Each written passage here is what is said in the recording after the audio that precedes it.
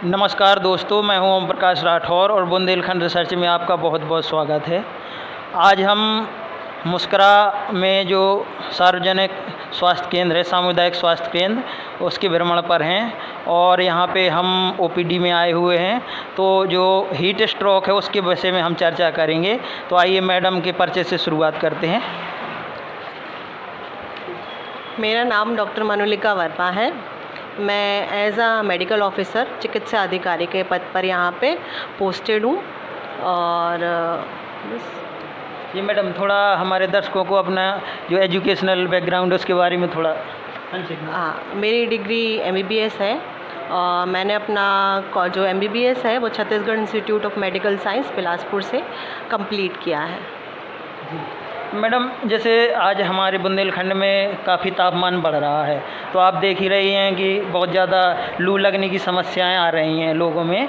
तो सबसे पहले तो आप अपने जो मेडिकल की भाषा है या और थोड़ा आसान भाषा में समझाने का प्रयास करें कि लू लगना आखिरकार क्या होता है, हीट स्ट्रोक कैसे समझ सकते हैं लोग कि आखिर उन्हें लू लगी है। हीट स्ट्रोक या लू लगना, इनके लक्षण कुछ ऐसे होते हैं। देखिए, मेडिकल में तो ये होता है कि टेम्परेचर अगर 40 डिग्री से ऊपर है, 40 डिग्री सेल्सियस या 104 डिग्री फ़ारेनहाइट, तो उसको लू लगने का बोलते हैं। इनके सिम्टम्स क्या क्या होते हैं, लक्षण मतलब क्या क्या होते हैं, जैसे कि मुंह सूखना, बार बार प्यास लगना, नाड़ी की गति जल्दी जल्दी बढ़ना, हृदय देर जल्दी जल्दी धड़कना और पसीना बहुत ज़्यादा आना, सिर में दर्द होना, चक्कर आना, उल्टी आना, ये सब जो लक्षण है ये लू लगने के होते हैं। जी, तो मैडम जैसे आपने बहुत ही आसान भाषा में समझाया, तो जैसे आपने लक्षण इसके बताए, तो अब ये भी बता दीजिए कि जैसे किसी को अगर लू लगती है तो उसको क्या क्या उपचार करने चाहिए, क्या क्या सावधानियां बरतनी चाहिए ताकि इससे आराम हो सके। इसके उपचार के लिए पहले तो अगर व्यक्ति को ज़्यादा दिक्कत हो रही है, जैसे कि चक्कर बहुत ज़्यादा आ रहे हैं, उल्टी बहुत ज़्यादा हो रही है, तो सबसे पहले तो आप एम्बुलेंस को कॉल करिए। 108 उसका नंबर है सार्वजनिक, वो सब जगह पे आपको घर से हॉस्पिटल तक लेके आएगी।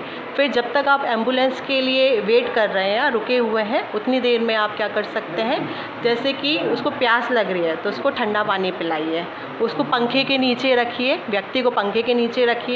ORS के घोल या इलेक्ट्रोलाइट के घोल होते हैं, उनका आपको सेवन करना हैगा।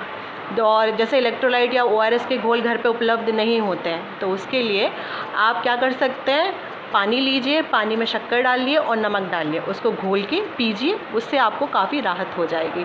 और फिर एम्बुलेंस आ जाती है तो चिकित्सीय जो भी उपचार है वो आपका हॉस्पिटल में हो जाएगा। बचाव के लिए आपको क्या करना है, जैसे कि पीक टाइम जो होता है 12 बजे से लेके 3 बजे तक या 11 बजे से लेके 3-4 बजे तक, जब बहुत तेज़ धूप होती है, उस टाइम आप लोगों को घर से निकलना नहीं है। जितना हो सके संभव उस टाइम आप ना निकलें। अगर निकलना पड़ रहा है तो आप घर से बहुत ज़्यादा पानी पी के निकलिए और सिर ढक के निकलिए, चश्मा पहनिए, और जितना भी खुला बदन है वो आप प्रेफर करें कि खुला बदन ना रहे आपका, और लूज़ कॉटन के कपड़े पहनिए। इससे क्या है, हवा अच्छे से बॉडी में पास होती है तो आपको गर्मी कम लगेगी। मैम, और कुछ ऐसा खान पान के लिए आप बताना चाहें कि जैसे कोई ऐसे सब्जियां हैं या जैसे कुकुम्बर हो गया, ऐसी कुछ चीज़ें जिससे पानी की मात्रा की कमी ठीक रहे। जैसे खाने में आप लोग क्या कर सकते हैं, हरी सब्जियां खाइए ज़्यादा से ज़्यादा, और कुछ फल रहते हैं जिनमें पानी की मात्रा ज़्यादा रहती है, जैसे कि तरबूज हो गया, खीरा हो गया आपका, और ये मेलन जो खरबूजा बोलते हैं, इन सब चीज़ों का आप उपयोग ज़्यादा करिए। और ग्रेप्स हो गए, उनमें पानी ज़्यादा होता है, ये सब चीज़ें आप खाइए, तो क्या होगा, पानी की कमी आपकी जो है वो ठीक हो जाएगी। तो मैम, जैसे आप यहाँ पे एज अ मेडिकल ऑफिसर नियुक्त हैं, तो थोड़ा इसकी प्रक्रिया बताइए कि इसकी नियुक्ति कैसी होती है, दर्शक ये भी जान सकें। हम लोगों की नियुक्ति आयोग के थ्रू होती है, उसके लिए भर्ती निकलती हैं UPPSC के वेबसाइट पे। हमारी भर्ती मोस्ट प्रोबेबली अक्टूबर-नवंबर के बीच में निकलती हैं। उसमें आपको फॉर्म भरना होता है, फॉर्म के बाद आपका इंटरव्यू होता है इलाहाबाद में, फिर उसके बाद चयन होता है आपका। तो क्या एग्ज़ाम प्री या मेंस कुछ नहीं? नहीं, सिर्फ इंटरव्यू होता है। अच्छा, तो MBBS जिसके पास है वो कर सकता है। तो जैसे कोई इसमें MBBS में स्पेशलाइजेशन की आवश्यकता भी होती है या? स्पेशलाइजेशन लोगों की जो पीजी करते हैं वो स्पेशलिस्ट कहलाते हैं। स्पेशलाइजेशन अलग अलग ब्रांचेस में होती है।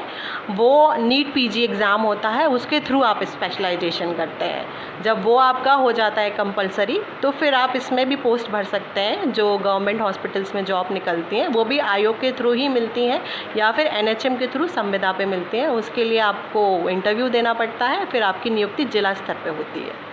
तो मैडम जैसे आपका ये हॉस्पिटल है, तो यहाँ पे जो मरीज आते हैं, पेशेंट्स आते हैं, तो उनको किस किस प्रकार की सुविधाएं उपलब्ध कराते हैं आप लोग?